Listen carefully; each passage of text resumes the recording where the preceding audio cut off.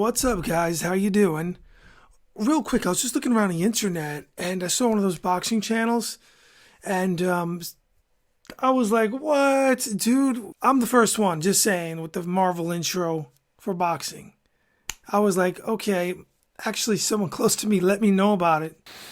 I thought it was funny. Imitation is the best form of flattery. Go back to 2011, back to 2012 on this channel when I own my own website and everything going.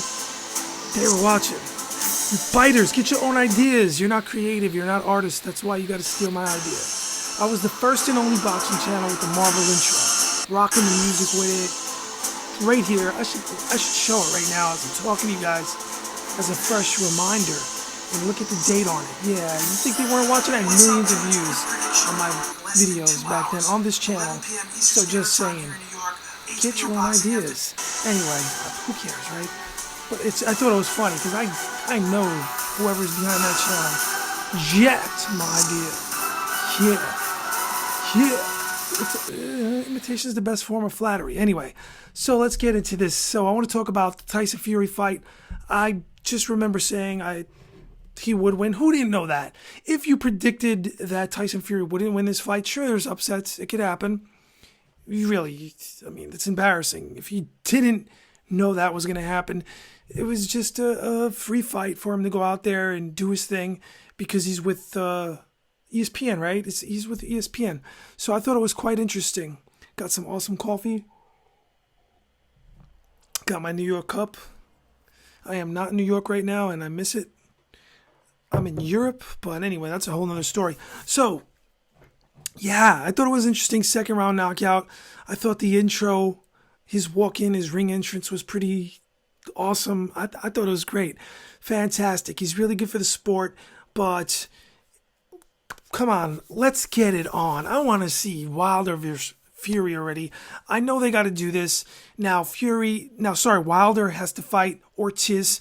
Go back on this channel before, hindsight is 2020. I always say that with sports, especially with boxing. Like, it's easy to say now, oh, he's fighting an older guy, but none of that was going on before.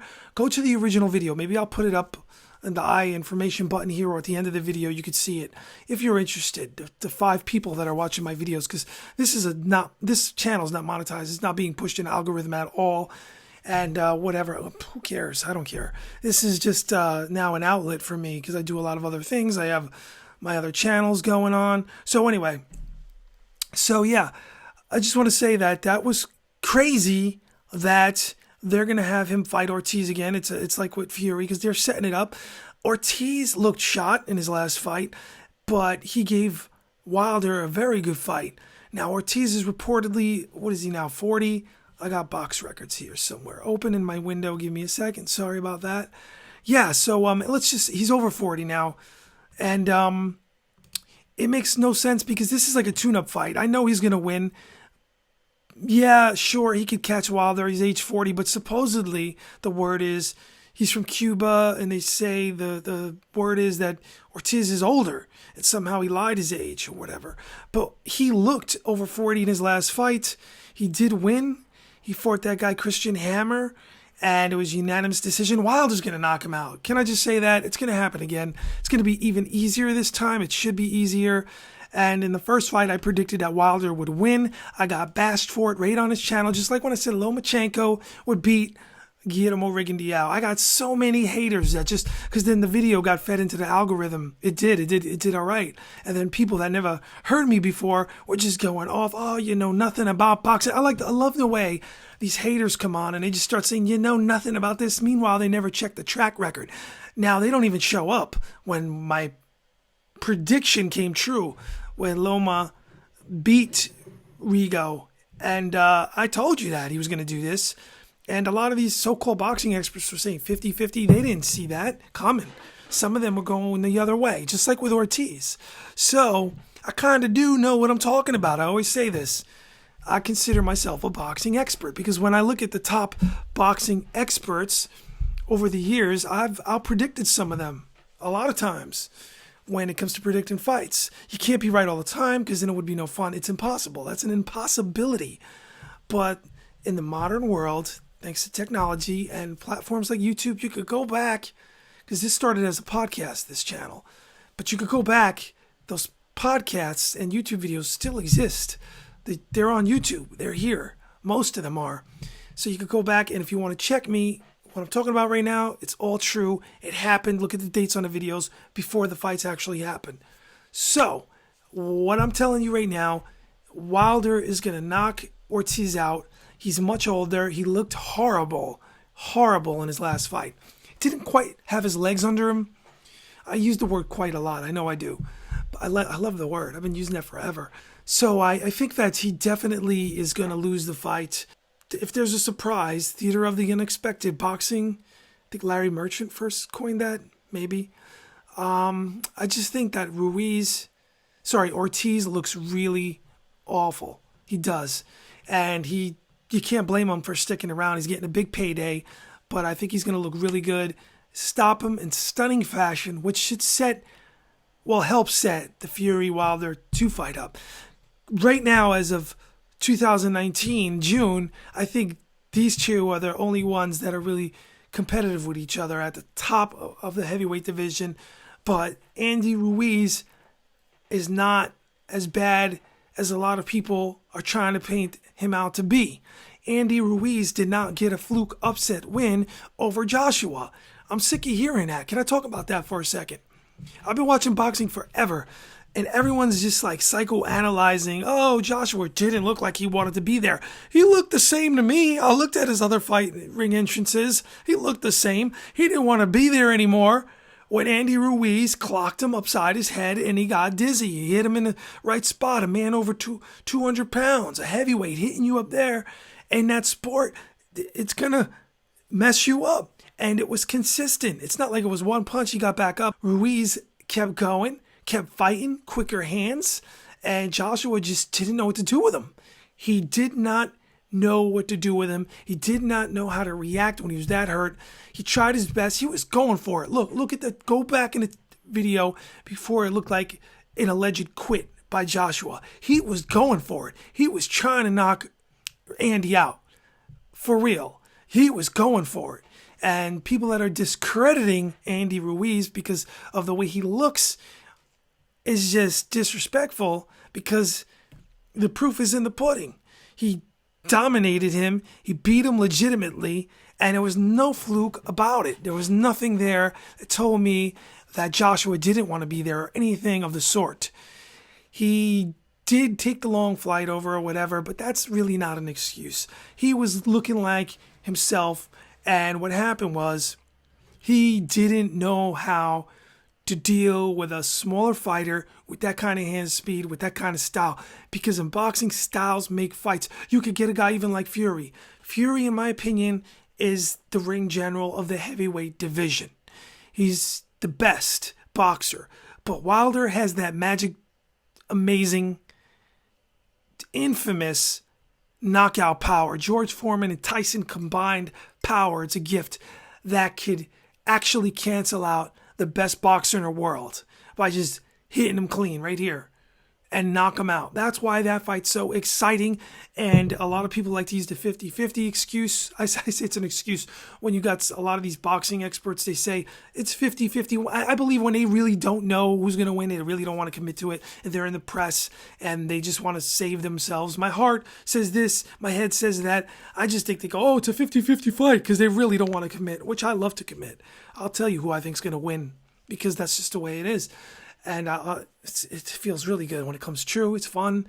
And I just want to tell you that. I think that this is going to be an epic fight if they both can get to fight each other in a rematch, meaning there's no upset. Because upsets do happen, like with Ruiz. But Ruiz, again, he earned that win. Totally earned it. And I'll tell you what, Joshua, he probably won't win that rematch. It's not going to be surprising if Ruiz beats him. It reminds me of, who was it? Galata Riddick Bowe. He just had that style, even though he was going low. If you go back in boxing history and you look at Andrew Galata, this guy was from Poland. He fought Riddick Bowe in the garden the first time. Riddick Bowe was like, what the heck? Dude had a jab. He was lighting him up. He was just nuts. He just went low and he couldn't help himself. But he is probably the main one, Andrew Galata, to blame for Riddick Bowe's demise in a lot of ways because Riddick Bowe took way too much head punishment from him, especially in that second fight. I remember they believe they fought in Atlantic City. Awful. The Rock Newman, who at the time was Riddick Bowe's trainer, should have stopped that fight. But look, for those people that are up on boxing, they just want to talk about big fights right now. Let me not go there right now. I'm just letting you know, I know what I'm talking about. So I have no problems with just throwing out there what I think. Sometimes I'm going to be wrong, but I'll tell you what, with predictions on fighters, I know I'm confident with my predictions on big fights. Just like more recently, Errol Spence Jr. versus what's his name? Damn, Mikey Garcia, who's an amazing fighter. He just went up in weight. I said he's a great, amazing fighter. He dared to be great, even greater, and he went up to fight him, and I thought he'd probably lose, and that's exactly what happened. Just like I could tell you, Sean Porter and Thurman are just under. They're not even on Spence's level. Spence is up here. They're like here, B+. Sorry. You got to be critical because this is sports. That's why they fight. That's why we love to talk about it. It's fun, right? This is just the nature of being a sports fan. I'm a boxing fan. Love-hate relationship, but it's the only sport. Look, I got a Muhammad Ali shirt on. Look at this. I've been rocking it so much it's faded. It's been a year. I got this at my other spot in Europe. Went in a draw, picked it up. It's been sitting for over a year now. But I got one in a bag back in New York. Brand new. Oh my goodness. So I gotta open that up one day. Muhammad Ali shirt like this. I've never seen this before. I don't think you can get it. It says the People's Champ under it. Got some light hitting it right now. Whatever. So anyway, I'll tell you what. Tyson Fury is really fantastic for boxing, and like I said, I became a fan of Tyson Fury, and like a lot of my friends ask, who's your favorite fighter these days? Tyson Fury and Deontay Wilder. They're both good guys. And like I said before they fought, these guys like each other. When they met and just their body language and just the way they are, I think they like each other a lot more than people think. And also they're helping each other generate millions in the bank. So how could you not love someone that helps you with that? So anyway, I thought Tyson Fury was awesome. I thought he was cool when he went back to that Shwarz guy. He said, Tom, I want you in my training camp. I want to work with you. I want to put you on the undercard of my next fight if I could do that. How many people are going to do that? What a gentleman. That's what the guy said, the promoter. I think it was he was from Schwartz camp. He said, yeah, such a gentleman. So I just think that the fight is going to be interesting. The rematch, if it takes place, I always say if because you never know right now because they're not going to fight each other immediately yet. It's not set in stone. They got other people to fight. But I just think the Wilder fight breakdown, I'm going to get really into that one with Fury too. And what else happened recently? GGG had a boxing match. I thought GGG, this is a whole nother thing. GGG looked really okay. But I'm telling you guys, as far as boxing goes, Triple G is over the hill. Triple G is over 35 now, and the body is just not going to handle and react the way it did when he was younger. I thought, like I said, I believe I said it recently in the prior video, which nobody hardly watched, but I thought Triple G is like at that point in time right now where Canelo, I predicted GGG would win the first one, and I think he did still. I think, like I said, on this channel, on this cast, on this video, whatever you want to call it, I literally said this. Not word for word, but I said something like this. I said GGG would not be permitted to win that fight. Canelo was the golden boy, like Oscar De La Hoya, too much money in Vegas, money. So they gave it a draw because boxing's corrupt and it's a scam in a lot of ways. And then in a rematch, okay, a little better. I thought GGG would win it. Okay, I can live in a second fight saying that it went Canelo's way, to be honest. But I thought Triple G won that fight. But let's say Canelo, he won. He did win. On paper, he won.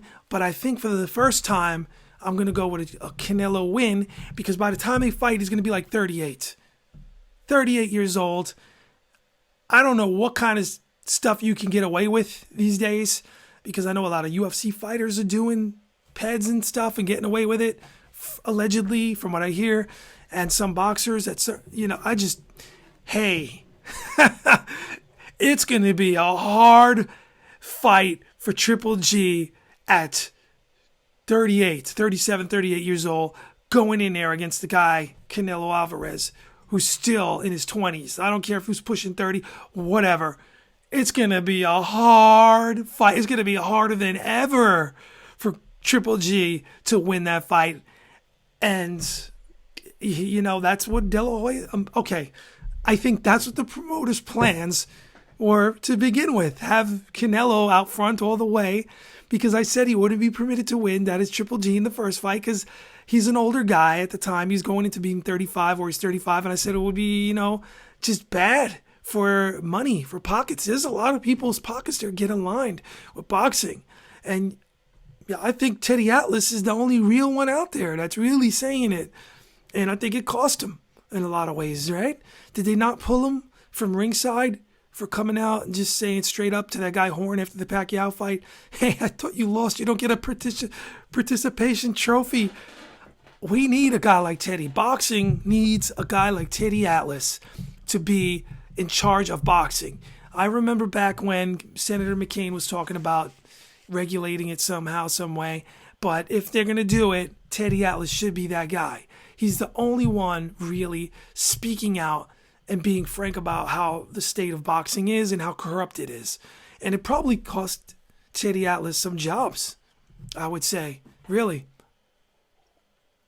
Probably a lot of opportunities as well, with commentary and stuff like this getting on TV, because they don't know what he's going to say and they get nervous. I mean, am I wrong? That's my opinion. That's what I think.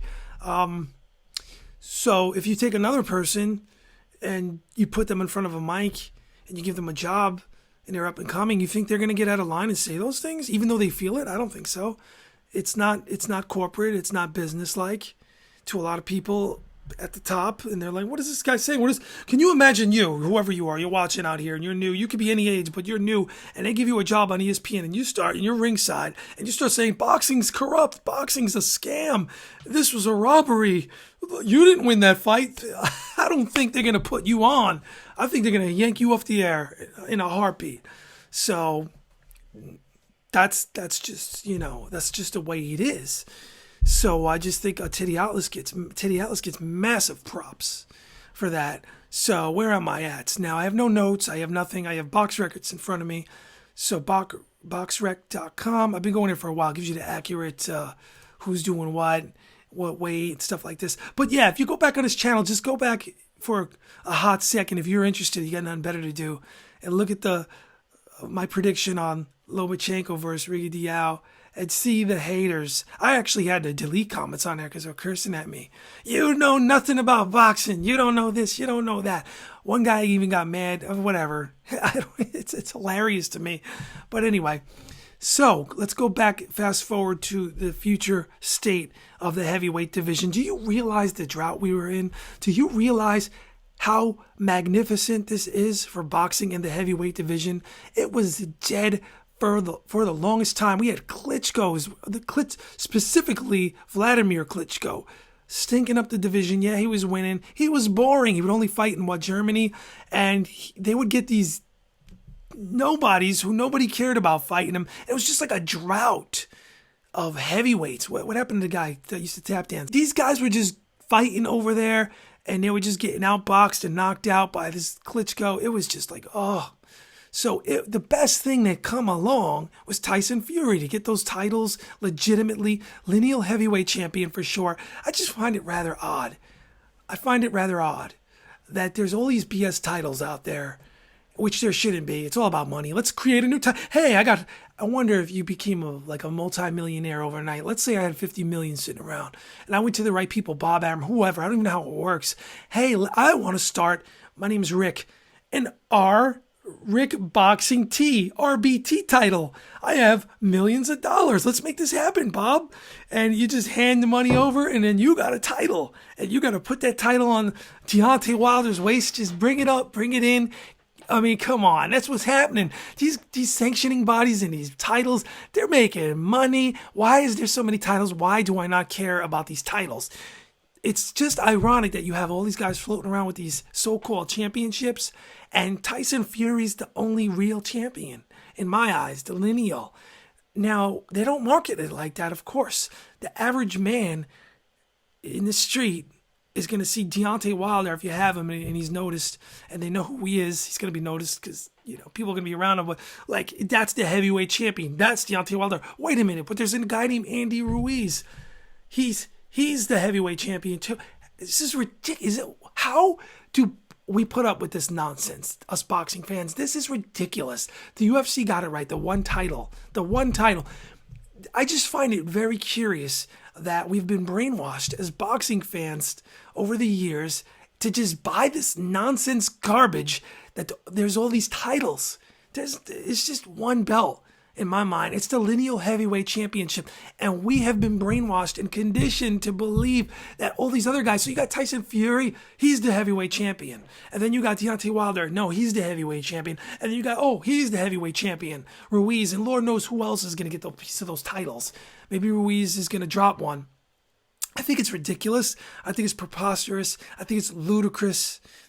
And I just think it's just really a major brainwashing that we put up with this nonsense of having all these bogus titles, and it's all about money. There's people behind these titles. There's promoters, and it should all be done away with. I just wish somebody would clean the sport up. It's not going to happen. It's like the Al Capone days. It's like gangsters. It's straight up like that. And that's what pisses me off as a boxing fan, straight up. As a matter of fact, I'm pissed off so much, and I think it's so stupid and so ridiculous. I'm stopping this because I'm seriously getting heated. I don't have to stop. I'm going to stop it right here. I just wanted to talk about that Tyson Fury really Wilder fight coming up, and I wanted to talk about him coming into the Rocky. That was cool. But then I think about how he's getting robbed, how we're getting robbed. Okay, at least, look, he dropped the titles. At least give the lineal heavyweight championship to someone. It just makes no sense that they're all floating around. It's ridiculous. I'm out. See you next time.